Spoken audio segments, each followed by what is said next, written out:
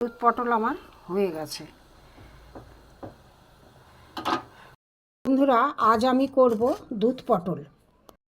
কচি 4টে পটল নিয়েছি। কচি পটলে দুধ পটলটা ভালো লাগে। প্রথমে আমি খোসা ছাড়িয়ে নেব।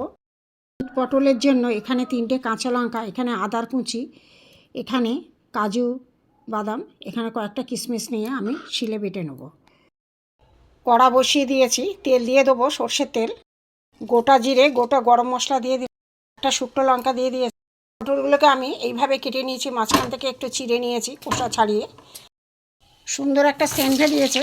আমি 4টে পটল আমি খুব ভালো করে অল্প করে একটু নুন দিয়ে দেবো, অল্প করে একটু হলুদ দিয়ে দেবো, ভেজে নেবো নুন হলুদ দিয়ে পটলগুলো।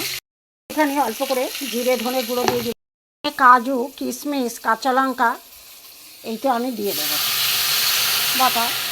কাজু কিশমিশ কাঁচা লঙ্কা আদা একসাথে বেটে আমি রেখেছিলাম, এটা দিয়ে আগে থেকে জাল করা দুধ আমি দিয়ে দেবো। অল্প করে একটু চিনি দিয়ে দেবো, সেদ্ধ হোক পটলগুলো, তারপরে দেখ। বন্ধুরা, আমার দুধ পটল হয়ে গেছে, আমি নামিয়ে নেব।